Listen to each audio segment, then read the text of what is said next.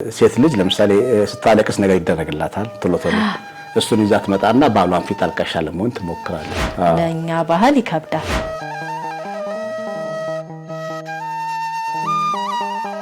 ቤተሰቦቹስ አሁን አንቺ እንዴት ይቀበሉሻል? እንዴትስ ነው ከነሱ ጋር የምትግባቢው? ዌስተርን ሲባል የውጪ አሜሪካን ወይም በእንግሊዝ ሀገርም የዌስተርን ካልቸር ሞር ሴቶች ኢንዲፔንደንት ናቸው።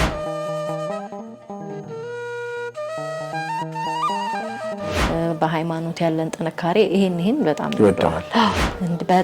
በጣም ትልቅ በረከት በቃ እግዚአብሔር ያለው ነገር እንደሚሆን እግዚአብሔር ላይ ተስፋ ስናደርግ እንደሚከናወንልን አይቻለሁ። በጣም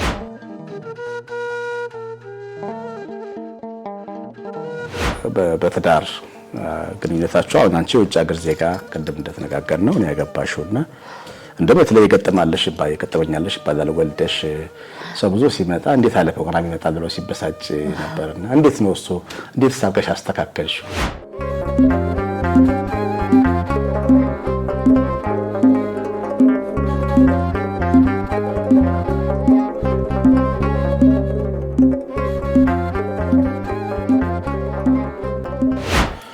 በስመ አብ ወወልድ ወመንፈስ ቅዱስ አሐዱ አምላክ። የተወደዳችሁ የአጋፔ ቤተሰቦች ሁላችሁ የኦርቶዶክሳዊ እናቶች ፕሮግራም በራገር ተከታታዮች እንዴት ናችሁ? ደህና ናችሁ ሆይ?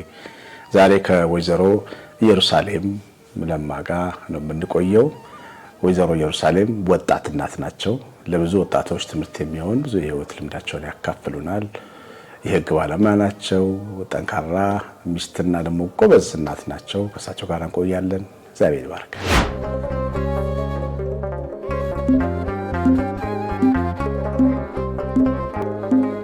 እንኳን ደህና መጣሽ ወይዘሮ ኢየሩሳሌም። እንኳን ደህና ቆየኝ ቀሲስ። ያ ወጣት ነሽ ግን ያው ያገባች ደግሞ ሴት ካገባች በኋላ ወይዘሮ ነው የምትባለው። በዚያ ስለ የምትጠሪው ስንት ጊዜ ሆነሽ ትዳር ከያዝሽ? 4 ዓመት አለ። 4 ዓመት አንዱን ክፍለ ዘመን ለማለፍ 1 ዓመት የቀረሽ ማለት ነው። እንዴት ነው 4 ዓመት? ጥሩ ነበር፣ ምንም አይልም። ያው ጥሩም መጥፎም ጊዜያቶች ያልፋሉ በትዳር ውስጥ። ያው እንደ ድሮ እንደምናስበው ሁሉ ነገር ቀላል አይደለም። አንዳንድ አለመግባባትም ሊፈጠር ይችላል። ግን ያው እየተነጋገሩ ነገሮችን ይታለፋል፣ ያው ይስተካከላል። ብዙ ጊዜ እንደውም እስከ 5 ዓመት ያለው የትዳር ጊዜ ከባድ ነው ይባላል በትዳር ባለሙያዎች ሲተነተን። በዛ ላይ ከባድ ነው። በጣም ከባድ ባይባልም አንዳንድ ነገሮች ላይ በፊት በብቸኝነት ጊዜ የምታስበው ለብቻህ ነው የምትንቀሳቀሰው፣ ስለ ሌላ ሰውን አስገብተ ስለዛ ሰው አታስብም። ያ ነገር አይለቅም ቶሎ ብዬ አስባለሁና በቃ ለራሴ ነገሮችን እያደረኩኝ ለባለቤቴ አንዳንዴ ላልነግረው እችላለሁና ያ ነገር ትንሽ ኮሚኒኬሽን ላይ ያው መናገር ይጠበቅብሃል። ኃላፊነቶች አሉ ቤት ውስጥ እሱንም መነጋገር እንደዚህ ብናረግ እንዲናርግ ብለህ ተነጋግረህ ካልሆነ ብቻህን መወሰን አትችልም። ድሮ እንደነበረው እሱ ነው እንጂ ሌላው ነገር ያው በሂደት ትማርበታለህ። እየተማርክ ያስተካከልክ ትኖረዋለህ። ብዙ ጊዜ ሰው ብቻውን ሲኖር እንደላጤ ወይም የተላጤ ሆኖ ሲኖር ራሱን ያገባል፣ ራሱን አግብቶ ይኖራል። በራሱ ላይ ባለስልጣን ነው፣ በውሳኔው ላይ ባለስልጣን ነው።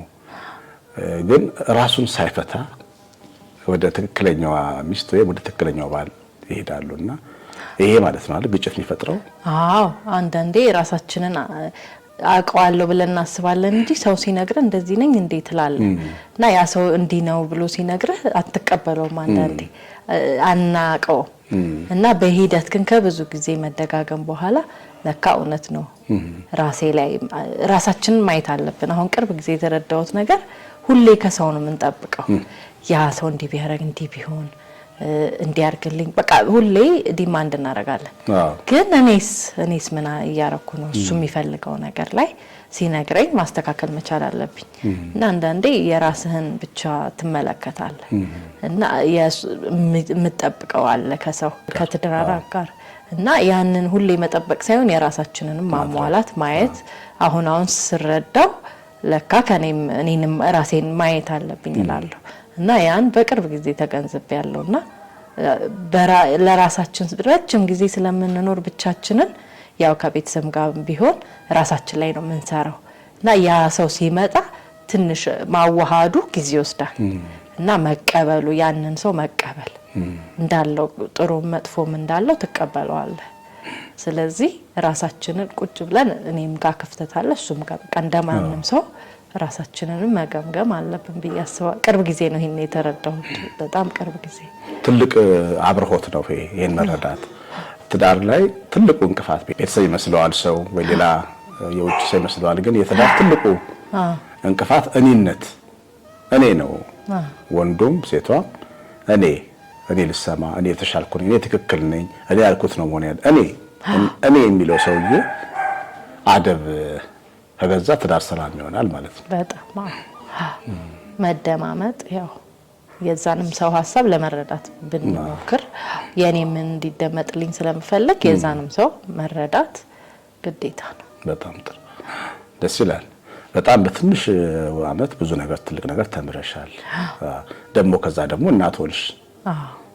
አሁን ስንት ጊዜ ሆንሽ ከወለድሽ? ከወለድኩ 1 አመት ከ6 ወር ሆነ። 1 አመት ከ6 ወር።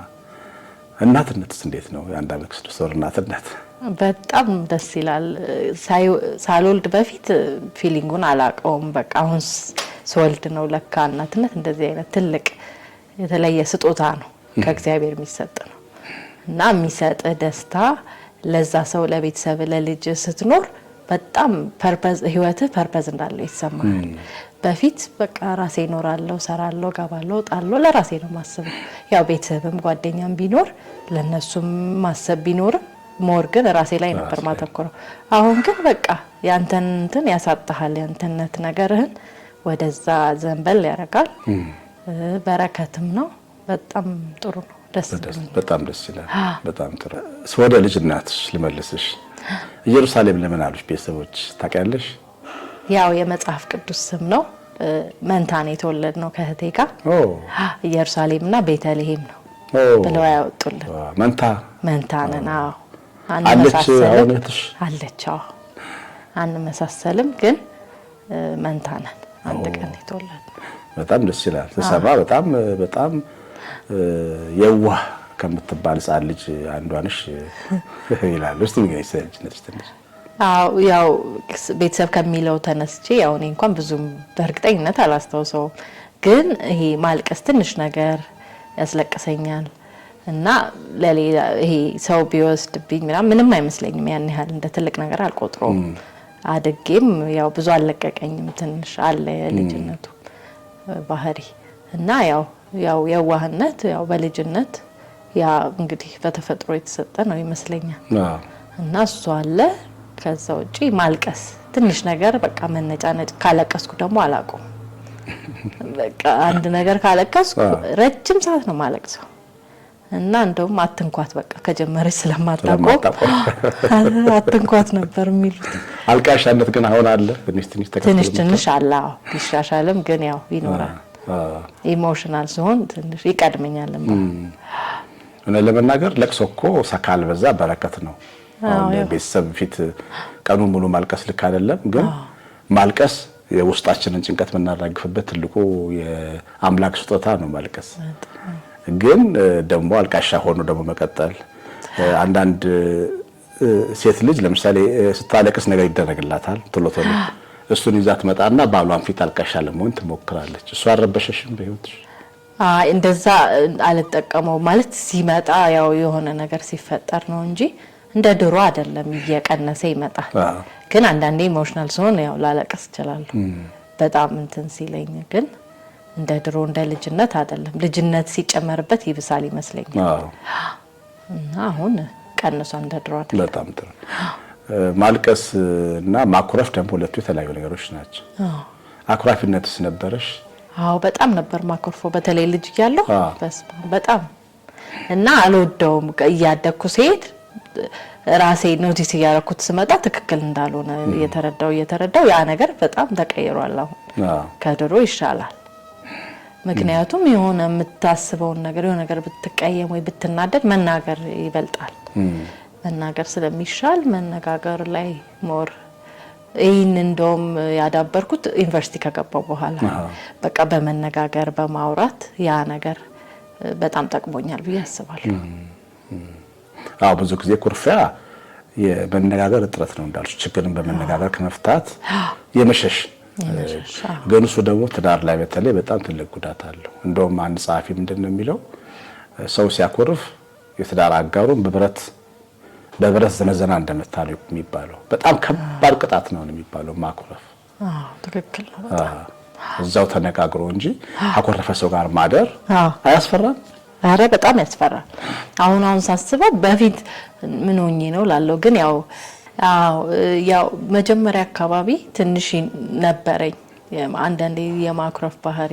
ከዛ በኋላ ሳየው ብዙም አይጠቅምም ማለት በቃ ተዘጋግተህ ተኮራርፈ ጸጥ ስትል ቤቱም ኢንቫይሮንመንቱ ይረበሻል በጣም። እኔም ደስ አይለኝም ውስጥህ ደስ አይልህም።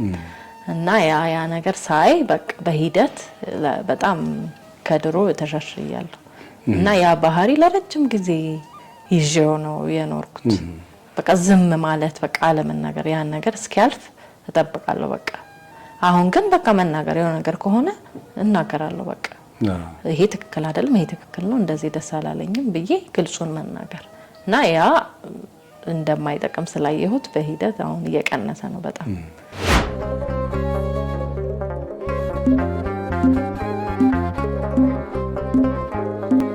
ለምሳሌ ኢትዮጵያዊ ጥቁር አሜሪካዊ ነው ባለቤቱ፣ ኢትዮጵያዊ ባል ያገቡ አሉ። ኢትዮጵያውያን ብዙ ጊዜ ችግርን ወንዶች በተለይ ፊት ለፊት በመነጋገር አናምንም።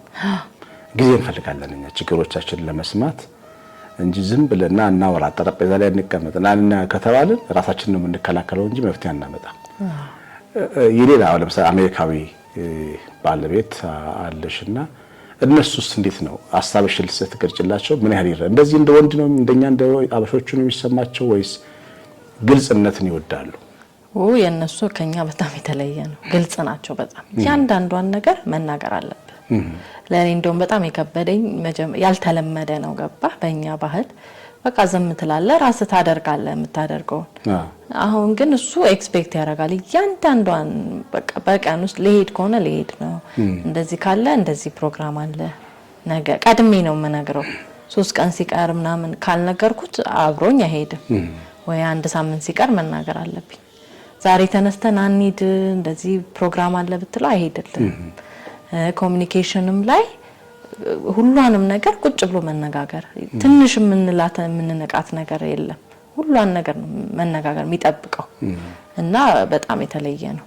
ለኛ ባህል ይከብዳል አልተለመደ። ለሴት እኮ የሚመች እንደም ይሄ ብዙ ሴቶች እንደም በመነጋገር ስለሚያምኑ ሴቶች ለሴት የሚመች ባህል ለሴት በጣም ይመቻል። ሁሉን ነገር ቢያወራ ደስ ይለዋል። ሲያወራ ትንሹም ትልቁም የሚለው ነገር የለም። እያንዳንዱን ነገር ያወራል እና ያ ከኛ ባህል ጋር ያልተለመደ ነው። ጥሩ ነው። እኔ አፕሪሺየት አደርጋለሁ በጣም ዝም ከሚል ሲያወራ በቃ ታውቃለህ ምን እንደሚፈልግ ምን እንደማይፈልግ እና ንግግር ላይ በጣም ጎበዝ ነው። እሱ ነው እንደውም በደንብ እንደዚህ እንደሆነ የሚረዳኝ።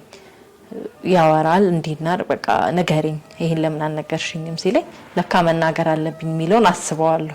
በኋላ ያስተካከልኩ ይሄንን መነጋገር አለብን እያንዳንዱን ነገር ብዬ ያሰብኩኝ ከነሱም ባህል አንፃር ያንን ነገር መጠበቅ አለብኝ ብዬ ስለማስብ ያ በጣም እነሱ ጋር ይጠበቃል መነጋገር።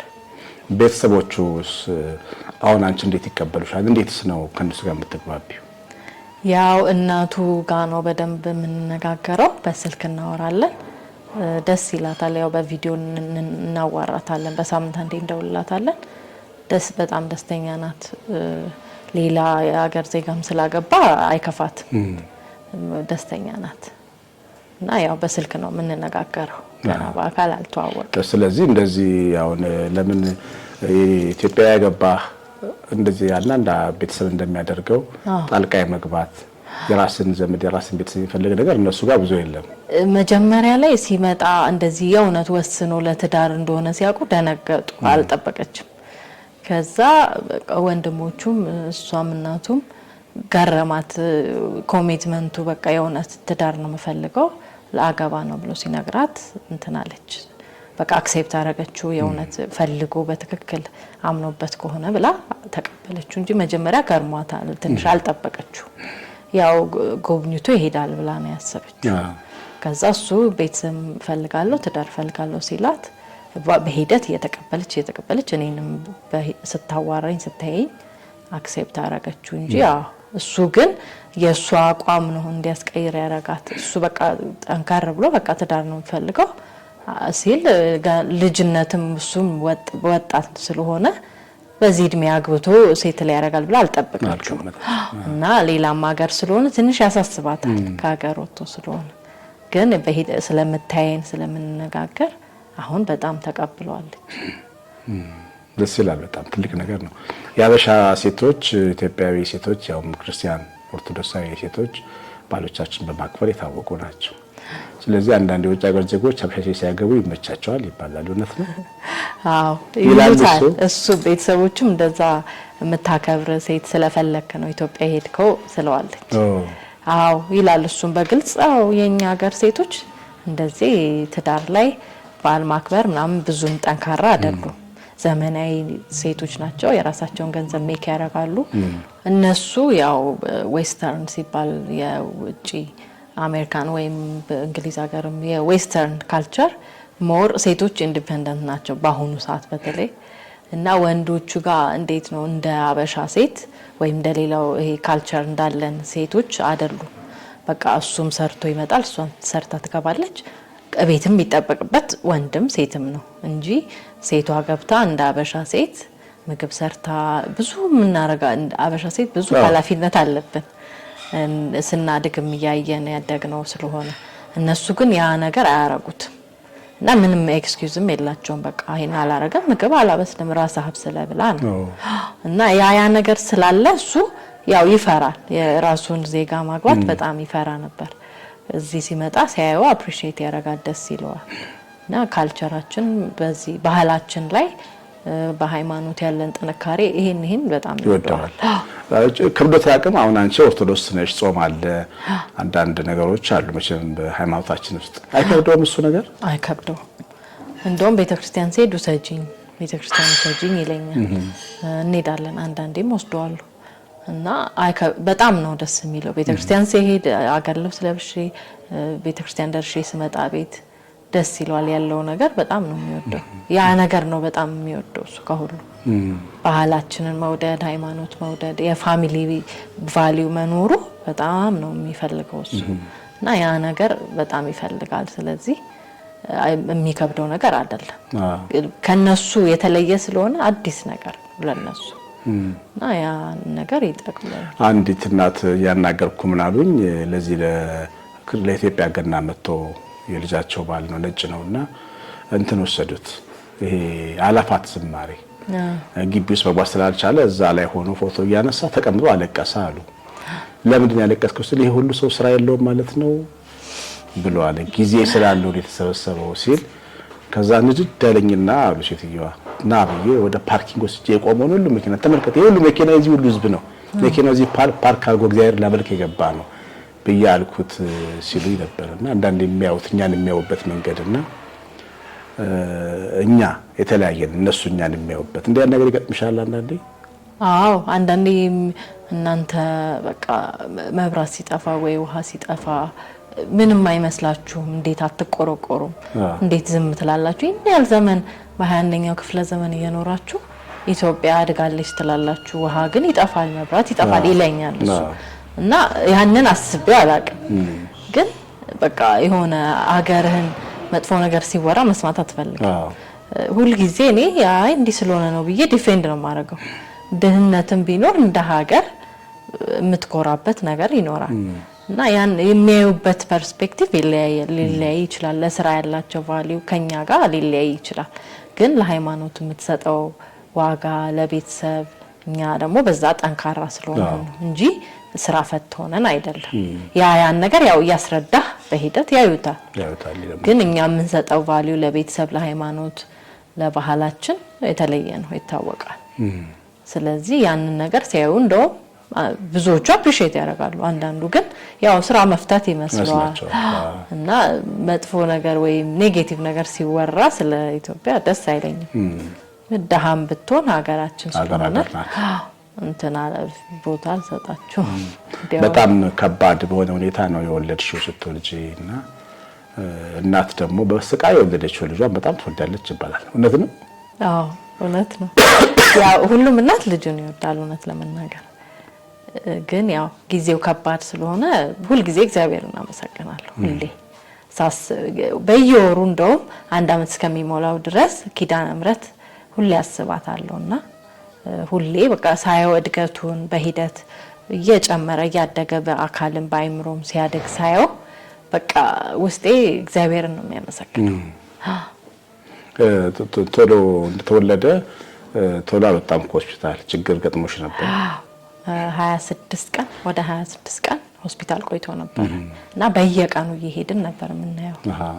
ጡት እንትን ብዬ አለቤ ሰጠዋለሁ፣ አቅፈዋለሁ፣ አዋራዋለሁ። እሱ አሁን ባለቤቴ አሁን እኛ ኢትዮጵያውያን እንደዚህ አይነት ነገር ብዙ ህፃን ልጅ ይሰማል ብለን አናስብም። እሱ ቁጭ ብሎ ሲያወራ ሳይ ይገርመኝ ነበር። እንዴት ነው ያናግረዋል እንደዚህ ብለን አንተ ልናይ ነው የመጣ ነው አይዞ ምናምን መክሮ ጸልዮ እንወጣለንና ግርም ይለኛል። እኔ ይሄን አልተለመደምና እሱ በዚህ በጣም ጎበዝ ነው። ህፃናቶቹ እንደ ሰው ያያሉ ማለት ነው። በቃ እንደ ትልቅ ሰው እንደሚያዳምጥ ሰው ነው። እርጉዝም ሆኜ ያዋራዋል። እንደ በቃ ዛሬ ውሎ እንዲህ ነው ይያለ በየቀኑ ያዋራዋል እስከ 8 ወር ድረስ። ይገርማል። በየቀኑ ጧትም ማታም እና ይሄ ፕሮግረስ እንደሆነ በቃ ህይወት እግዚአብሔር ሲሰጥህ ፕሮሰስ ነው እና ያየሁት ያው በእርግዝናም ሰዓት የእያንዳንዷን ቀን ስትቆጥር ስታይ ስትጠብቅ ሂደት ነው። ህይወትም ሂደት ነው። ስለዚህ ያንን ስንጠብቅ ያ ነገር ሀፕን ሲያደርግ ትንሽ ያስደነግጣል። ግን ከእግዚአብሔር ጋር በጣም ጥሩ እግዚአብሔር ነጅ እንዴት አርጋሽ አየሽው በዛ ጊዜ? በጣም ትልቅ በረከት በቃ እግዚአብሔር ያለው ነገር እንደሚሆን እግዚአብሔር ላይ ተስፋ ስናደርግ እንደሚከናወንልን አይቻለሁ በጣም እና በደንብ የእግዚአብሔርን እጅ ያየሁት ያኔ ነው እንደው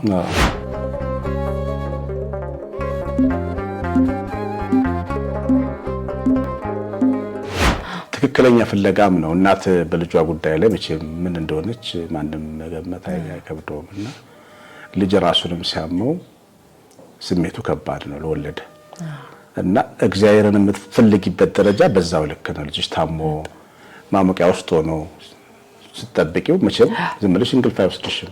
ኧረ በጣም ከባድ እና እግዚአብሔር ዓላማ አለው ለካ። ያው ስታየው ዶክተሮች መጀመሪያ እንደውም ስለ ልጁ አያወሩም። በቃ አንቺን ህይወትሽን ለማትረፍ ስለኔ ነው በቃ ዘሆል ታይም ሲወራ እኔ ግራ ገባኝ። ልጁስ ስላቸዋለሁ በቃ ልጁስ ስለው ያው መጀመሪያ ላንቺ ነው ልጁ በኋላ ነው። መጀመሪያ ስተርፊ ሳይወለድ በፊት ማለት ሳይወለዳው ሊወለድ አንድ ቀን ሲቀር ከዛ ክርም አለኝ እንዴት ስለ ልጁ አያወሩም ብዬ ትንሽ ተናድጄ ነበር። ከዛ በቃ ጸለይኩኝ። ለሊቱ ሙሉ ስጸልይ ጸሎቴን እንግዲህ እግዚአብሔር ሰማኝ። እንጂ ከባድ ነው በጣም። ማን አልሽው ልጅ? ናትናኤል እግዚአብሔር ስጦታ ማለት ነው። እና በኋላ ተወልዶም ያው ትፈራለህ። ሆስፒታል ሆኖ ልጅ ስታየው ትጨነቃለህ። ከዛ ግን በሂደት ለውጡን እያየን ቤትም ከገባ በኋላ ሲያደግ 6 ወር 8 ወር ያለ 1 አመት ሲሞላው ትንሽ ትረጋጋል። ከዛ በኋላ እና ህይወቱን ለውጡን የምታየው ያው የእግዚአብሔርን በረከት በዛው እያየ እንዴት እንደሚወደን እንዴት በቃ በህይወታችን ትልቅ ነገር እንደሚያስተምረን ያየሁበት ነው። ልጁም ሲያድግ በየቀኑ እግዚአብሔርን አመሰግናለሁ። ይገርማል። በነገራችን ላይ ባልሽን በየቀኑ እንደምትወጂ ልጅሽን በየቀኑ እንደምትወጂ እግዚአብሔርንም በየቀኑ እንደምትወጂው ጥሩ በልጅነትሽ ስለ እግዚአብሔር የምታስቢውና አሁን አንድ አይደለም ማለት? ኧረ አንድ አይደለም። ቅድም እንዳልኩት ባልሽን እንደምትወጂ ልጅሽን በየቀኑ እንደምትወጂ እግዚአብሔርን በልጅነትሽ ከምታውቂው በላይ አይደለም አሁን? በጣም ያኔማ እውቀቱም የለም በህይወትም ያረግልህ ማለት መደረጉ ሳይሆን በህይወት ውስጥ ምን ያህል ዋጋ እንዳለው እግዚአብሔር አናውቅም። ልጅነት ስለሆነ ምንም አታስተውልም። ግን ያው የአባታችን እህት አክስታችን ያሳደገችን ናት ወይዘሮ በላይነሽ ደጌ ትባላለች። እሷ ቤተክርስቲያንን እንድናቅ ለቤተሰባችን ትልቅ አስተዋጽኦ ያደረገች ናት። ትወስደናለች። መጽሐፍ ቅዱስም ቤት ውስጥ ታስነብበናለች።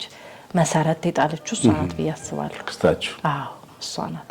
እና ያው የሄድክ የተማርክ ስትሄድ ቤተክርስቲያን ፍቅር ውስጥ ያድራል የእግዚአብሔር ፍቅር ያድራል ስለዚህ ያደክ ስትሄድ ነው ጣሙ የምታውቀው ፍቅሩ የሚገባ ያኔ ነው እንጂ ልጅ ያለንም አናውቅም ልክ ነው አሁን በዚህ በትዳር ግንኙነታችሁ አሁን አንቺ ውጭ ሀገር ዜጋ ቅድም እንደተነጋገር ነው ነው ያገባሽውና እንደው በተለይ የገጠመኛለሽ ባላለ ወልደሽ ሰው ብዙ ሲመጣ እንዴት አለ ፕሮግራም ይመጣል ብሎ ሲበሳጭ ነበርና እንዴት ነው እሱ እንዴት ሳብቀሽ አስተካከልሽው እሱ እንዳልኩ ቀድሞ የሆነ ፕሮግራም ሲኖር ቀድመ ካልነገርከው አይቀበልህም በቃ ስትሪክት ነው በጣም እኛ ደግሞ ያንን አልለመድንም ዛሬም ሰው ነገም ሰው ያው ስትወልድ ይጠይቃል እና ብዙ ሰው ይመጣል ይሄዳል እነግረዋለሁ ከዛ በመሃል ይረሳል ይመጣሉ የሚለውን ነገር አልነግርም በአጋጣሚ እናትና አባቴ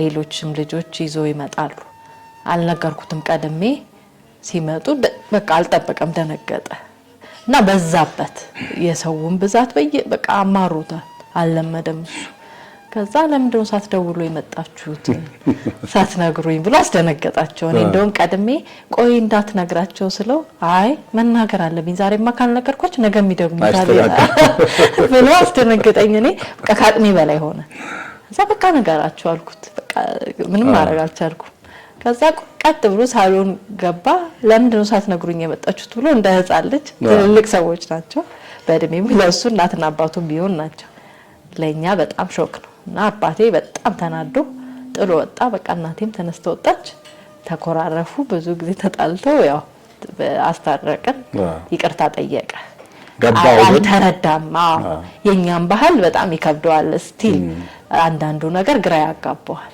እና ያን ነገር አንዳንዴ ይከብዳል በጣም ለዛ ነው አበሻ ቀላል ነው በጣም ያደግንበት ነው ምንም አያስቸግርም እነሱ ቀላል አይደሉም ትንሽ ከበድ ይላሉ እና አረጋግተን እንትና ይቅርታ ጠይቆ ተስማምተዋል ደስ ይላል ሌላው ደግሞ ለምሳሌ አንቺ ከውጭ ሀገር ዜጋ ጋር በመኖርሽ ምንም አይሽም አካባቢው ቤተሰቡ ዘመዱ ጓደኛው ዝም ይላል መጀመሪያ እንደውም ላገባ ስል አባቴ ምን ነው አበሻ ጠፍቶ ነው አለኝ ልንነግረው ያው ሰርግ ሊደረግ ሲል ቤተሰብ ስንነግረው ያው አበሻ እንዳልሆነ ነገር ነው የውጭ ዜጋ ነው አሜሪካዊ ነው ስንለው ምን ነው አበሻ አጥተሽ ነው አለኝ መጀመሪያ ሳያጥጪ ሳይሆን በአጋጣሚ ተዋወቅን ተግባባን ወሰንን ለመጋባት ስለው አይ ጥሩ ከሆነ በቃ ከተስማማሽ ጥሩ ሰው ከሆነ መጥፎ ባህሪ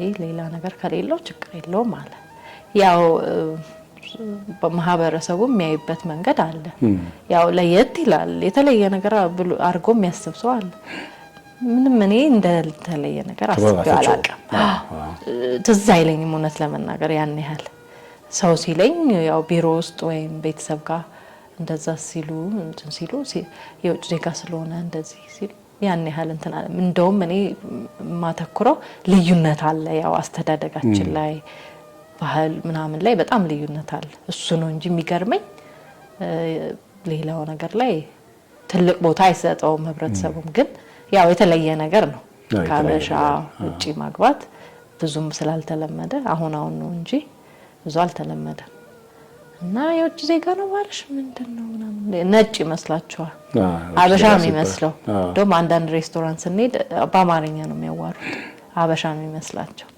ዛኔ ዝም እላለሁ ደስ ይላል ሌላው ምንድነው በጣም ደግነሽ ይባላልና መስጠት ትወጃለሽ ይባላል መስጠት ግን አያደህይም አያደህይም ያው እኛ እኮ እንደውም እግዚአብሔር የሚጠብቀው ያች ከሌለው ላይ ለሰጠው ነው በደንብ ቦታ የሚሰጠው በያስባለሁ እኛ ግን ካለን ላይ ነው የምንሰጠው ካለኝ ላይ የምችለው ነው እንጂ ያን ያህል ተቸግሬ አይደለም ማረገው ለራሴ አርጌ የቀረችኝን ነው እንጂ ያደህያል ብዬ አላስብም እና መስጠት በጣም ጥሩ ነው እንደውም እኔ ይሄን ያህል ሰጪ ነኝ ብዬ አላስብም አታስቢ ኑሮ ሲሆን ጣዋይ ሲሆን መስጠት ላንቻው መስጠት ሊያብስልሽ ይችላል ሌላው ሰው ነው የሚያስተውለው ግን ያው ጥሩ ነው እግዚአብሔር ደግሞ ይሰጣል አንተ ስታረክ ይደረግልሃል ስለዚህ ሁሉ ጊዜ እኔ ማስበው መስጠቴ ላይ አይደለም ማስበው እግዚአብሔር ደግሞ ለኔ የሚያረጋው ነገር አየልኝ። በቃ ህይወቴን አየልኝ። እኔ ሳደርግ እሱ ደግሞ የኔን ጎዶሎ ይሞላልኝ። ስለዚህ እኔ እንደ ስራ አይደለም ማየው፣ በቃ ዝም ብለህ እንደ ኑሮ አለ አይደል እንጂ እንደ ትልቅ ነገር ብዙ የሚሰጡ ስላሉ በጣም ከነሱ እንደውም ቀናለሁ። በጣም ከኔ ተሻለ የሚያረጉ አሉ። በመስጠት ውስጥ ግን የሚገኘውን ነገር አስተውለሽ ታውቂያለሽ? አዎ በጣም። ምክንያቱም አሁን እኛ በሰውኛ ስናስበው ስንሰጥ ይጎላል ብለን ነው የምናስበው፣ ግን የባሰ ነው የሚሰጥ። ቤት አይጎልም፣ በረከት ይኖርሃል። በጣም ብዙ ጥቅም አለው። ይሄን ያየሁት ደግሞ በቤተሰቤ ነው። በቤተሰቦቼ በእናቴ በአባቴ፣ በተለይ አክስቴ የአባቴ እህት በጣም ደግ ናት። የአባቴ ቤተሰቦች ደጎች ናቸውና እነሱ ሲያረጉ ሲሰጡ ስላየው የኔ ትንሽ ናት። ህይወታቸውን ሙሉ አክስቴንም ህይወቷን ሳይው በቃ ከሀስከበ ተጀምሮ እስኪጨረስ ለሰው ወጣም እስክትገባ ድረስ ለሰው ያረጋች ህይወቷም ላይ ያየ ነው።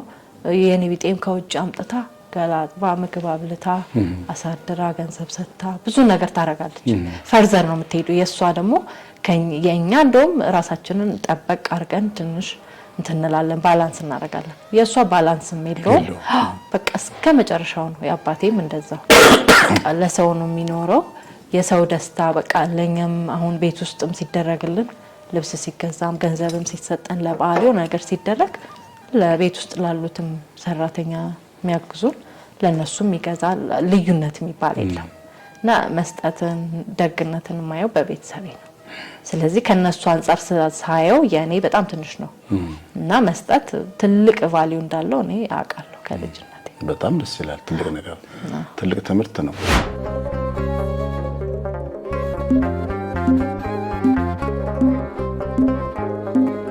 እግዚአብሔር ቃል ጻድቅ ሲራብ ዘሩን እህል ስለምን አላየውም ይላል። አይረውም። ጻድቅ ማካፈልን መስጠትን የለመደ ሰው እርቦት አያውቅም። ዘሩን እህል አይለምንም፣ ልጆችም እህል አይለምንም። ትልቅ በረከት ነው። ትልቅ ስጦታ ነው እግዚአብሔር የሰጣችሁ። ይሄን ወርቃማ ጊዜ ስለሰጠሽን በጣም ነው እናመሰግነው። የህግ ባለሙያ ነሽ አይደል? ምን ትሰሪያለሽ አሁን? የካምፓኒ ውስጥ ነው የምትሰሪው? ኢንሹራንስ ውስጥ ነው በመሰራው። ቅርብ ጊዜ ልጄን ስወልድ ነው ስራ ያቆምኩት። ያው ልጄ የኔን ክትትል ስለሚፈልግ ስራዬን አቆሜ ወደ ልጄ ሄጃለሁ እንጂ ኢንሹራንስ ውስጥ የህግ ባለሙያ ነበርኩ። ይቅርታ አድርጊልኝ በዚህ ጥያቄ እንዳትቀየሚኝ። ህግ ስለተማርሽ ህይወትን በህግ ትመለከቻለሽ? አንዳንዴ ያው ነው። አዎ ሳታውቀው ወደዛ እንትን ይልሃል፣ ይመራሃል እና መጥፎ አይደለም ነው። መጥፎ አይደለም አይደለም። ያየህበት ወይ የምትይዝበት ነው ሁኔታ ነው እንጂ ሁሉም በህግ ነው። እኛም እኮ በህግ ነው የምንመራው። እግዚአብሔርም ህግን ሰጥቶናል። ስለዚህ ህግ በጣም ጥሩ ነገር ነው። እንደውም ሰው ሁሉ ቢያውቅ ለራሱ የሚጠቀምበት ለሰው የሚተርፍ ነገር ነው እና ህግ ጠቃሚ ነገር ነው። ግን አያያዝህ ነው። ህግን አውቃለሁ ብሎ አቢዩዝ የሚያደርግ ሰው አለ፣ ማስፈራሪያ የሚያደርገው አለ። ያ ትክክል አይደለም። ግን በደንብ ከተጠቀምክበት በጣም ይጠቅማል። ሌላስ ጎጂ ጎን የለውም? ለምሳሌ እምነት የራሱ ደግሞ የራሱ መንፈሳዊ ህግ ነው።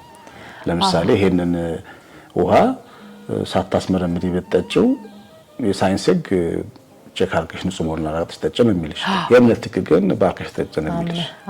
እንደዚህ አንዳንዴ ሳይድ ኢፌክት የለውም ህይወት በህግ መመልከት? ሊኖር ይችላል። አንዳንዴ ትከራከራለህ። ባህሪ ተከራካሪ ሊያደርግ ይችላል።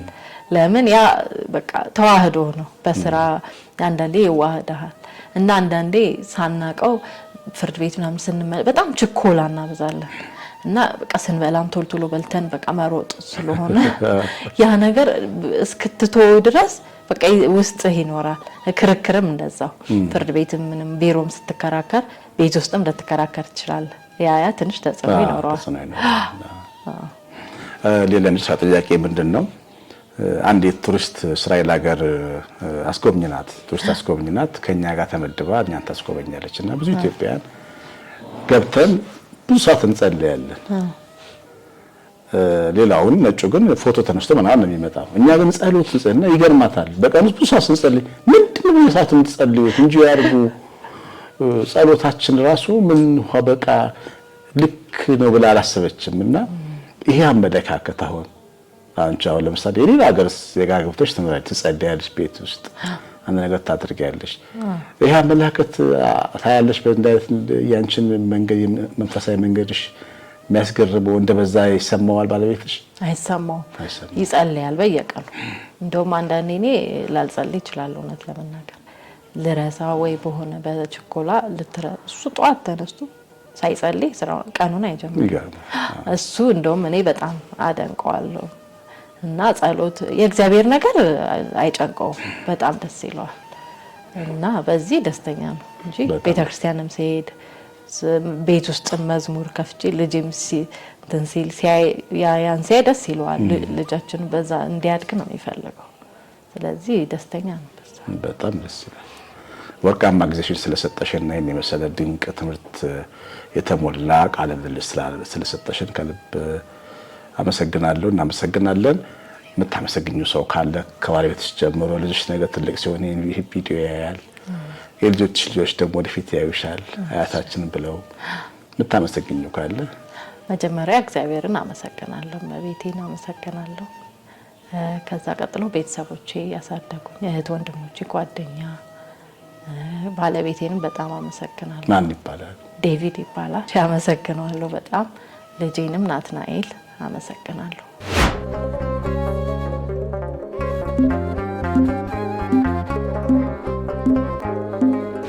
የተወዳችሁ እንግዲህ ኦርቶዶክሳዊ እናቶች መርሃ ግብር ተከታታዮች ዛሬ ከወይዘሮ ኢየሩሳሌም ጋር ያደረግነውን ውይይት እንደወደዳችሁ ተስፋ አለኝ። እስኪ ኮሜንት አድርጉ። ምን ተማራችሁ? መርቋቸው፣ ልጃቸውን መርቁ፣ እሳቸውን መርቁ።